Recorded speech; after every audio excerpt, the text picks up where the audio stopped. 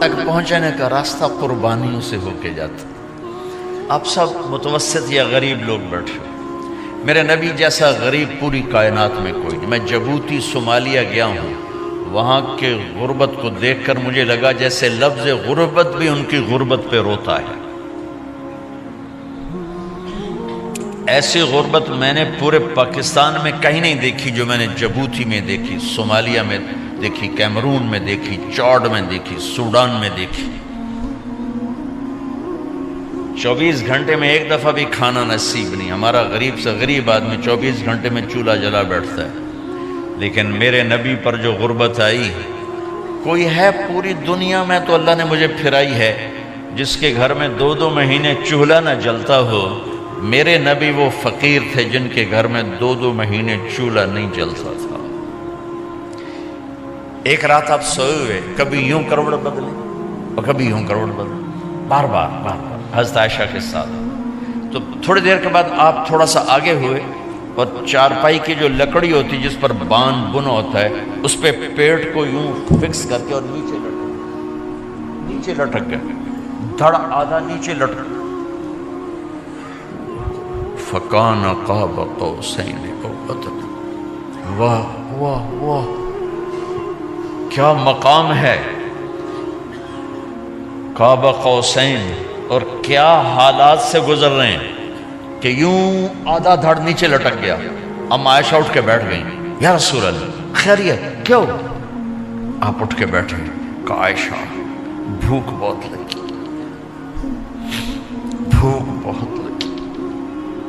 اس لیے پریشر دیا تاکہ وہ جو بھوک کی طلب ہے نا میدے میں اس کو پریس کیا. اس لیے پتھر باندھتے تھے کہ وہ پیچھے چلا جائے.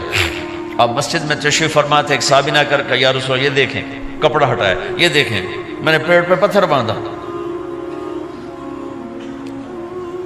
جن کے لیے کائنات بنائی، جنہیں اپنا حبیب کہا، جن کے چہرے کی قسمیں اٹھائیں، والضحیٰ، جن کی زلفوں کی قسمیں اٹھائیں، واللیل اذا سجا، جن کے منہ سے نکلے بول کی قسم اٹھائی، وقیلہ، جن کے کتاب کی قسم اٹھائی، والقرآن المجید، جن کے شہر کی قسم اٹھائی، وہذا البلد الامین. اتنی بڑی ہستی. آپ نے کہا ذرا ادھر دیکھو. آپ نے پیٹ سے کپڑا ہٹایا تو آپ نے 2 پتھر باندھے. دیکھو میں نے 2 باندھے. کوئی ایسا فقیر ہے دنیا میں دکھاؤ. عائشہ بھوک بہت لگی تو اللہ کے تو حضرت عائشہ رونے لگی. کہا یا رسول اللہ پھر آپ اللہ سے مانگتے کیوں نہیں؟ کہا عائشہ نہیں مانگوں گا، اسی بھوک میں اللہ سے ملاقات کر نہیں مانگوں.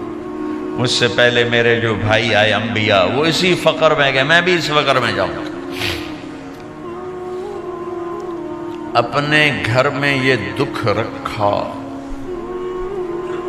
اپنی اولاد کے ذبح ہونے کو قبول کیا تاکہ آئندہ آنے والی امت کا غریب طبقہ گلہ نہ کرے، شکوہ نہ کرے، حرام راستوں پہ نہ جائے، غلط راستوں پہ نہ جائے، اور مالدار فخر نہ کرے میں کوئی بڑا آدمی بن گیا ہوں، میری اتنی بڑی فیکٹری بن گئی ہے، میری اتنی بڑی کمائی ہو گئی ہے. یہ نہ یہ بڑائی کی چیز ہے نہ وہ چھوٹائی کی چیز ہے.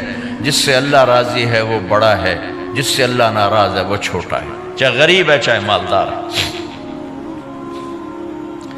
حضرت عائشہ فرماتی ہیں بیٹا 2 مہینے گزر جاتے تھے ہمارے گھر میں چولہا نہیں جلتا تھا، چولہا نہیں جلتا تھا، 2 ماہ گزر جاتے تھے. ایک دفعہ باغ میں تشریف لے گئے، عبداللہ بن عمر آپ کے ساتھ ہیں، صبح کا وقت ہے تو اب کھجوریں گری پڑی، جو ملک نہیں ہوتی نا، کسی کوے نے ٹھونگ ماری، کسی طوطے نے اس کو ایسے ہی وہ اس کو ٹک دیا اپنی اس کے ساتھ چونچ کے ساتھ تو وہ گر پڑی. اب اٹھا کے صاف کر کے کھا رہے تھے اور عبداللہ سے کہہ رہے تھے عبداللہ تو نہیں کھاتا؟ انہوں نے کہا جی مجھے بھوک نہیں ہے. آپ نے کہا عبداللہ مجھے بھوک ہے، آج 4تھا دن ہے میں نے کچھ نہیں کھایا. 4تھا تمہیں کوئی ہے جس کے ہاں 4 دن فاقہ چلتا ہو؟ آج 4تھا دن ہے میں نے کچھ نہیں کھایا. ہمارے دسترخوان پہ کتنا کھانا اٹھا کے کوڑے کے ڈھیر میں جاتا ہے. آج 4 دن گزر چکے ہیں میں نے کچھ نہیں کھایا. हादिही सुबह राबिअत मा ज़ुक़्तु शैआ, आज चौथी सुबह मेरे ऊपर तुलू हुई है, एक लुक़मा नहीं खाया। आप मस्जिद में बैठे थे, काब बिन अजरा आए तो आपको देखकर ऐसे कहने लगे, या रसूल अल्लाह माली अराका मुतग़य्यरल लुहन, या रसूल अल्लाह आपका चांद सा चेहरा चमकता आज मुरझाया हुआ क्यों नजर आ रहा है? तो आपने यूं देख अपने पेट पर यूं उंगली रख कर कहा, मा दखल जौफी मा यदखुल जौफ ज़ातिक मुंदु सलास। का आज 3 दिन गुजर चुके हैं, पेट में एक रोटी का जर्रा दाखिल नहीं हुआ, जर्रा, लुकमा नहीं जर्रा, रोटी का एक जर्रा पेट में दाखिल नहीं हुआ।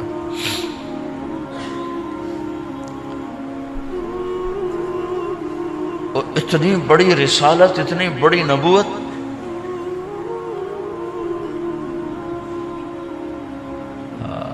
अपनी उम्मत के गरीबों की तसल्ली के लिए और अपनी उम्मत के मालदारों को सबक देने के लिए कि अल्लाह रिज़्क़ दे तो अपनी हैसियत न भूलो, और अल्लाह न दे तो अपने हबीब की कुर्बानी न भूलो। उन्होंने तो जानबूझ के ये किया, जानबूझ के, ये नहीं कि आपको कोई तंगी अल्लाह की तरफ से, जानबूझ के। और सारे घर का ये हाल है। हज़रत फातिमा रज़ी अल्लाह तआला अन्हा से मिलने गए, कहा बेटे मैं अंदर आ जाऊं, मेरे साथ इमरान भी हैं, एक सहाबी थे अरब सरदार, मेरे साथ इमरान भी हैं। कहा अब्बा जान मेरे घर में इतनी चादर नहीं कि अपने आप को छुपा सकूं, पर्दा करने के लिए मेरे पास चादर कोई नहीं, तो आपने अपनी चादर अंदर दे दी, कैसे पर्दा करना, तो लपेट ली। अब अंदर आए तो आपने पूछा, मैंने सुना था तो बीमार है, मैं तेरा हाल पूछने आया हूँ। तो बाप को देख के आंसू निकल आए, कहा या रसूल अल्लाह बीमारी भी है और भूख भी है, दोनों ही है, सिर्फ बीमारी नहीं भूख भी है। बड़े बड़े मुसीबतों से लड़ जाने वाले माथे पे कभी बल ना आया। बेटी के आंसुओं ने पिघला भी दिया और रुला भी दिया, आप भी रो पड़े, आप भी रो पड़े।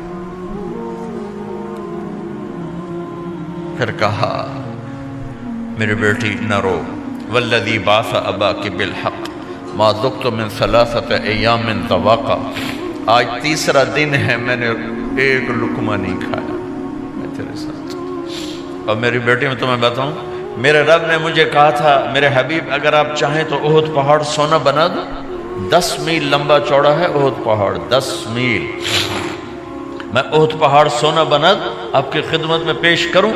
तो मैंने कहा नहीं या अल्लाह मुझे नहीं चाहिए, मैं एक दिन भूखा रहूंगा, एक दिन खाना खाऊंगा। फिर फरमाया बेटी क्या तुझे ये इज्जत काफ़ी नहीं है कि अल्लाह ने तुझे जन्नत की औरतों का सरदार बना दिया? ये सरदारी सोने चांदी में तुल के नहीं मिली ही। मैं कुर्बान जाऊं। भाइयों अब सब माशाल्लाह नौजवान नजर आ रहे हो, थोड़ा वक्त निकाल के अगर आप पढ़े हुए हो अपने नबी की ज़िंदगी पढ़ा करो, अपने नबी की ज़िंदगी पढ़ा करो, बड़ा ईमान भी बनेगा, हौसला भी मिले। आप हसन हुसैन को कहते थे मेरी आंखों की ठंडक, मेरे जिगर के टुकड़े, मेरे सीने की ठंडक, मेरे लाडले, जन्नत के चांद, जन्नत के सरदार, मेरे 2 फूल, ये सारे अल्फाज हसन हुसैन के लिए हैं। और उनके भूख की वजह से रोने की आवाज़ सुनते थे और तड़पते थे, लेकिन रोटी नहीं मांगी उनके लिए, रोटी नहीं मांगी कि अपनी उम्मत के गरीबों को तसल्ली देनी थी कि अगर मैं फ़कीर बन के जा रहा हूँ तो तुम्हारे ऊपर भी इम्तिहान है, चंद दिन बर्दाश्त करो। आपने फरमाया सबसे पहले मैं जन्नत में दाखिल हूँगा, सारे नबियों पर जन्नत हराम है जब तक मैं न चला जाऊँ, और सारी उम्मतों पर जन्नत हराम है जब तक मेरी उम्मत न चली जाए। सबसे पहले मैं जन्नत में दाखिल हूँगा वमा या फुक़राउल मुमिनीन, और मेरे साथ मेरी उम्मत के गरीब लोगों की, मेरे साथ मेरी उम्मत के गरीब लोग मेरे साथ पहले दाखिल होंगे। हज़रत फातिमा के घर में फाका हद से बढ़ गया तो हज़रत अली ने फरमाया कि जाओ अल्लाह के नबी से कुछ तो मांग के आओ, कुछ तो पेट में जाए। जिंदगी में कभी ऐसा मौका नहीं आया یہ ایک دفعہ اتنا فاقہ آیا کہ حضرت علی جیسی ہستی نے بھی کہا جاؤ، تو آپ تشریف لائیں اور دروازے پہ دستک دی تو اتنا پیار تھا۔ جب حضرت فاطمہ گھر میں داخل ہوتی، اللہ نے ہمیں اولاد کے ساتھ کیا سلوک کرنا ہے اللہ نے ہمیں اپنے نبی سے یہ بھی سکھایا۔ حضرت فاطمہ جب بھی گھر میں آتی، اور ساتھ ہی تو گھر تھا، دیوار سے دیوار ملی تھی، روز کا آنا جانا تھا، تو میرے نبی بیٹھے نہیں رہتے تھے، آؤ فاطمہ کیا حال ہے، کھڑے ہو جاتے اور تیزی سے آگے بڑھتے، دروازے پر ہی حضرت فاطمہ کا ہاتھ پکڑ لیتے، ہاتھ کا بوسہ لیتے، بوسہ لے کر ہاتھ پکڑے پکڑے بیٹی کو چارپائی پہ پہلے بٹھاتے، اس کے بعد خود بیٹھتے تھے۔ اکرموا اولادکم، میرے نبی نے کہا اولاد کو عزت دو، پھر وہ تمہیں عزت دیں گے۔ ہمارے ماحول میں اکثر ماں باپ نے اولاد پہ ڈنڈا ہی اٹھایا ہوتا ہے، پھر ان میں بغاوت پیدا ہو جاتی، پھر کہتے ہیں اولاد نافرمان۔ آپ نے دستک دی تو کہنے لگے یہ تو فاطمہ کی دستک ہے، خیر تو ہے، پہلے تو کبھی اس وقت میں آئی نہیں۔ تو آپ نے ام ایمن سے کہا دروازہ کھولو۔ ام ایمن نے دروازہ کھولا تو آپ نے استقبال کیا، بٹھایا، پوچھا بیٹی کیا ہوا، اس وقت میں کیسے آئیں؟ کہ یا رسول اللہ بہت فقر ہے، بہت بھوک ہے، آپ کے پاس سنا کچھ مال آیا ہے، کچھ ہمیں بھی دے دیا جائے۔ اتنی صابر بیٹی زندگی میں ایک دفعہ بھوک کی شکایت لے کر آئیں، اور آگے باپ نے پھر پیپر لے لیا، پھر امتحان میں ڈال دیا۔ آپ نے کہا بیٹی میرے پاس 5 بکریاں کھڑی ہیں، دے دوں یا 5 دعائیں سکھا دوں؟ یہ بھی کوئی کتنا سخت موقع تھا، کتنا سخت موقع ہے کہ صبر کا پہاڑ بیٹی اتنی مجبور ہو کر آتی ہیں کہ یا رسول اللہ برا حال۔ تو میرے نبی کہتے بیٹی یہ بکریاں بھی لے جا، دعائیں بھی لے جا، دونوں جمع کر دیتے، یا دعائیں بعد میں سکھا دیتے، بکریاں دیتے، ایک تو دے دیتے، پر امت کے غریبوں کو تسلی دینی تھی، چونکہ امت میں اکثر طبقہ غریب ہوگا۔ تو آپ نے کہا بیٹی 5 بکریاں دوں یا 5 دعائیں دوں؟ تو وہ سمجھ گئیں اپنے باپ کے مزاج کو کہ ابا جان امتحان لے رہے ہیں، تو کہا ابا جان بکریاں چھوڑ دیں، مجھے دعائیں سکھا دیں، مجھے بکریاں نہیں چاہیے۔ بھوکے کی رات بھی گزر جاتی ہے اور بھوکے کا دن بھی ڈوب جاتا ہے۔ تو آپ کا چہرہ ایسے کھل گیا کہ میری بیٹی پاس ہو گئی۔ کہا بیٹی آپ تم دعا میں یہ کہا کرو یا اول الاولین یا آخر الاخرین یا ذا القوة المتین یا راحم المساکین یا ارحم الراحمین، یہ تیرے لیے 5 بکریوں سے اعلیٰ چیز۔ اب گھر واپس گئیں خالی ہاتھ۔ حضرت علی نے فرمایا تو کچھ بھی نہیں لائی؟ کہا نہیں لائی ہوں، بہت کچھ لائی ہوں۔ کہا کیا؟ کہا میں دنیا لینے گئی تھی، آخرت لے کے آ گئی۔ ذہبت للدنیا وجئت بالآخرہ۔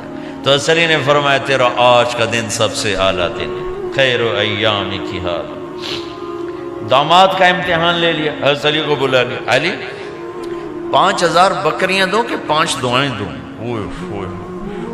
وہاں تو 5 بکریاں، اب 5000 کر دیں۔ علی 5000 بکریاں لیتے ہو یا 5 دعائیں لیتے ہو؟ تو بھی سمجھ گئے کہ آج میرا محبوب مجھ سے امتحان لے رہا ہے کہ علی کتنا کو مضبوط ہے اپنے ایمان میں۔ اور فاقے میں نے بتا دی کیا گزر رہے ہیں۔ آدمی اپنی بھوک سہ لیتا ہے، اولاد کا رونا برداشت نہیں ہوتا ہے۔